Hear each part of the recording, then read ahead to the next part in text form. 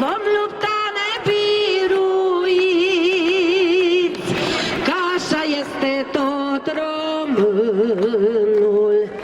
De când este pe pământ, a luptat pentru unire și pentru pământul sfânt. Haideți!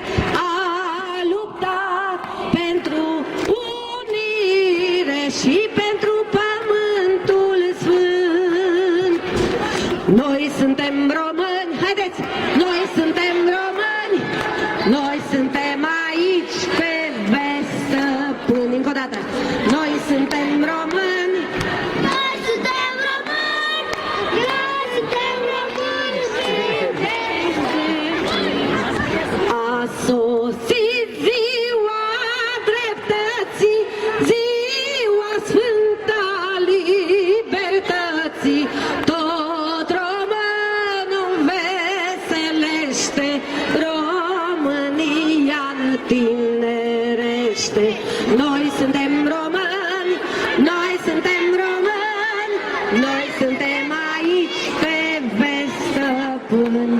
Haideți, noi suntem români, noi suntem români, noi suntem aici pe vest stăpâni. Ardeleanul și Munteanul sunt frați buni cu moldoveanul, trei români plini de putere, România în veci nu piere. Noi suntem români, noi suntem români, noi suntem aici pe vest stăpâni. Noi suntem români, noi suntem români, noi suntem aici pe veci stăpâni. Mărioara Man Gheorghe. Și copiii din 1 decembrie, să vă trăiască, dragii mei copii, să vă bucurați de ei, să vă dea Dumnezeu sănătate. 1 decembrie, mulți ani trăiască, mulți ani trăiască, la mulți ani. Mulți ani trăiască, mulți ani trăiască, la mulți ani. Să trăiți la mulți ani, dragii mei, Dumnezeu și Maica Domnului să vă ajute să fiți sănătoși. Vă mulțumim frumos!